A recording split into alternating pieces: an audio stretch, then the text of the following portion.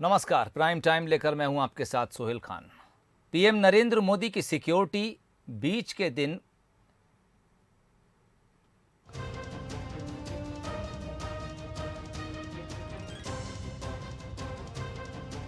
PM Narendra Modi की security breach के एक दिन बाद कांग्रेस की अंतरिम अध्यक्ष सोनिया गांधी ने पंजाब सीएम चरणजीत चन्नी से बात की।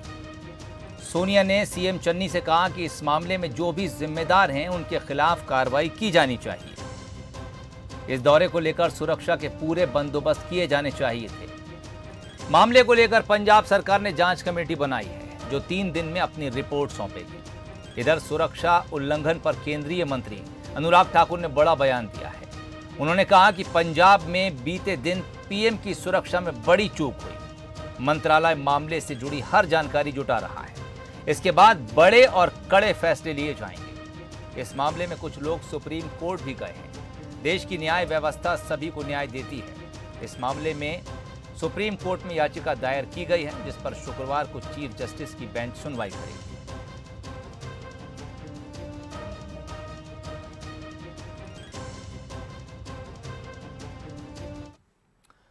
देश में पीएम की सुरक्षा भी सियासत का मसला बन जाती है। बुधवार को फिरोजपुर में जिस तरह से पीएम के काफिले को रुकना पड़ा और उन्हें अपनी रैली रद्द करनी पड़ी, ये घटना कई तरह के सवाल खड़े करती है। भोपाल के गुफा मंदिर में सीएम शिवराज सिंह चौहान और उज्जैन के महाकाल मंदिर में बीजेपी के प्रदेश अध्यक्ष वीडी शर्मा का ये महामृत्युंजय का जाप प्रधानमंत्री नरेंद्र मोदी की लंबी आयु के लिए है। बुधवार को पंजाब के फिरोजपुर में जिन हालातों में प्रधानमंत्री नरेंद्र मोदी के काफिले को रोकना पड़ा और उनकी सुरक्षा खतरे में पड़ी, ऐसा वाकया देश के इतिहास में पहले कभी भी पेश नहीं आया। जाहिर है इस घटना ने कई बड़े सवाल खड़े किए हैं और सबसे बड़ा सवाल देश के संघीय ढांचे पर खड़ा हो रहा है। कल जिन परिस्थितियों में उनको फ्लाईओवर पर रहना पड़ा, भगवान की कृपा है कि वो सुरक्षित है। पूरा देश चिंतित है। मैं मैडम श्रीमती सोनिया गांधी और राहुल गांधी जी से कहना चाहता हूं कि राजनीतिक मतभेद ऐसा नहीं होता कि विद्वेष की अग्नि में आप जल उठो और कांग्रेस शासित राज्य में प्रधानमंत्री जी के साथ ये व्यवहार हो कि डीजीपी साथ नहीं, सीएस साथ नहीं है। संघीय ढांचे को आपने तार तार कर दिया, धज्जियां उड़ा दी उसकी। जाहिर है इस मसले पर भरपूर सियासत हो रही है, लेकिन सवाल ये भी है कि लोकतंत्र की कीमत पर आखिर हम कब तक सियासत होने देंगे। यदि इस तरह के वाकये परंपरा बन जाएं तो फिर देश में कौन सुरक्षित रह पाएगा। प्रधानमंत्री या मुख्यमंत्री किसी पार्टी का नहीं बल्कि उस संवैधानिक व्यवस्था का मुखिया होता है जिस पर देश के हर नागरिक का विश्वास है। जाहिर है ऐसे नाजुक मसले पर वरिष्ठ नेताओं से समझदारी वाली प्रतिक्रिया की उम्मीद की जानी चाहिए। प्रधानमंत्री की रक्षा मोदी जी हों, कोई और दूसरा प्रधानमंत्री होए, ये बहुत महत्वपूर्ण है। जो आज सोशल मीडिया में चल रहा है कि कोई नारे लगा रहे हैं प्रधानमंत्री जिंदाबाद, ये कैसे पहुँचे कि कोई भी नेता भी होए वो प्रधानमंत्री के पास नहीं पहुंच सकता बिना व्यवस्था के। तो ये इसकी इंक्वायरी हो रही है और इंक्वायरी में सब बात साफ होगी कि रूट चेंज हुआ, कितना समय रूट चेंज में लगा, क्या रूट चेंज के बाद व्यवस्था हो सकती है। अगर व्यवस्था नहीं हो सकती तो एसपीजी को इस पर कदम उठाने थे। ये तो तय है कि प्रधानमंत्री की सुरक्षा कभी भी सियासत का मसला नहीं हो सकता, लेकिन दुर्भाग्य से पिछले 2 दिनों से चल रही बयानबाजी ये दिलासा नहीं देती कि हम एक लोकतंत्र के तौर पर परिपक्व हुए हैं। जाहिर है इस मसले पर पक्ष विपक्ष को एक मंच पर खड़े होकर दुनिया को एक संदेश देना ही चाहिए। Bureau report, Bansal news, Bhopal.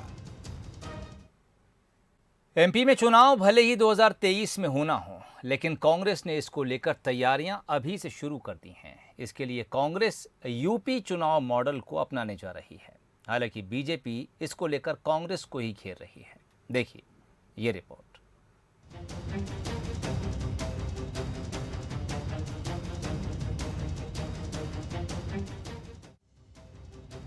ये नारा कांग्रेस की राष्ट्रीय महासचिव प्रियंका गांधी वाड्रा ने यूपी विधानसभा चुनाव में दिया, लेकिन अब ये नारा अभियान के रूप में कांग्रेस मध्य प्रदेश में भी शुरू करने जा रही है।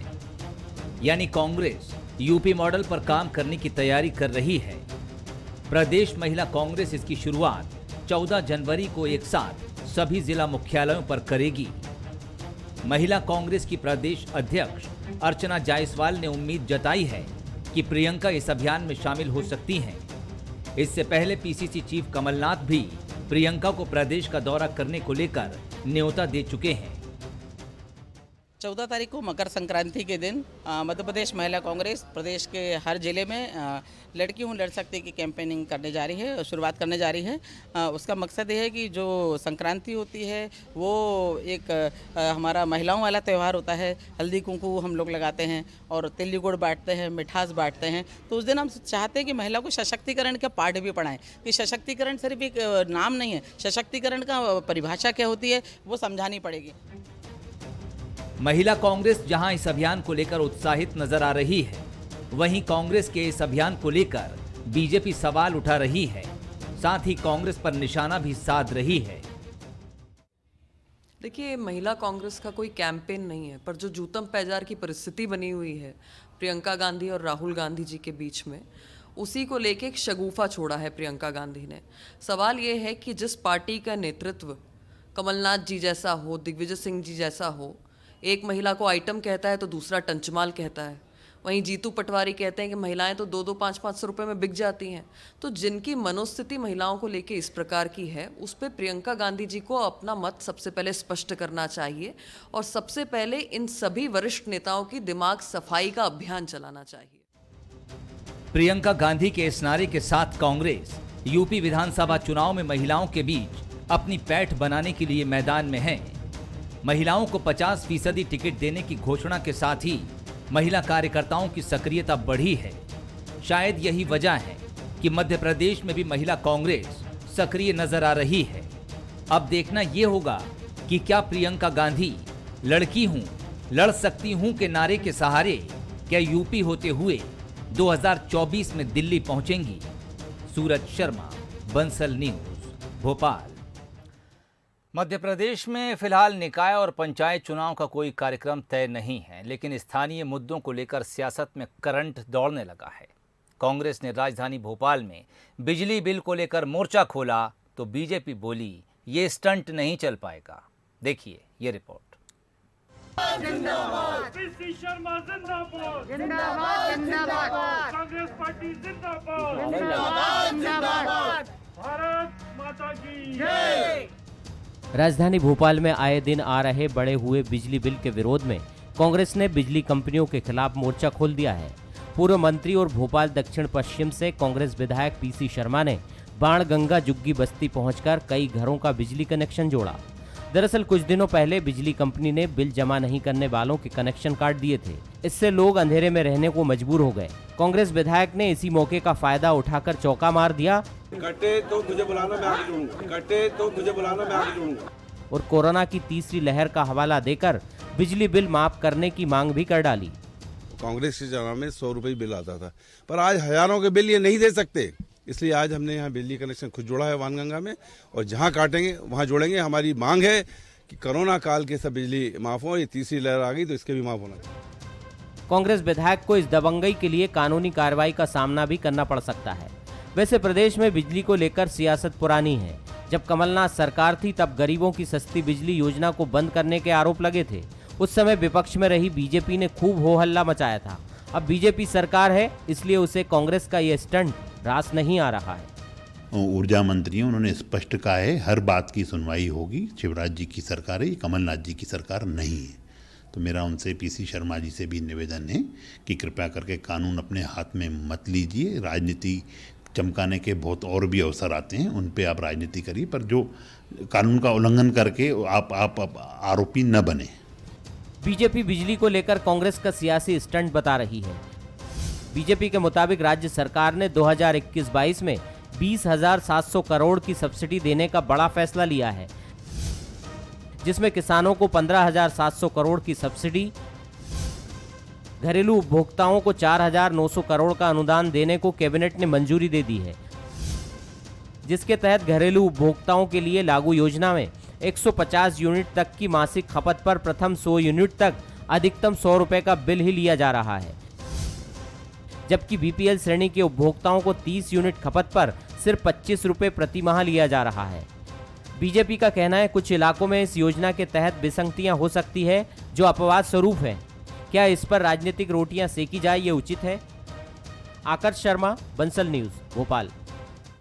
खबर ऑन इंजन ऑफ अभियान चलाकर लोगों से गाड़ी के इंजन बंद करने की अपील की जा रही है।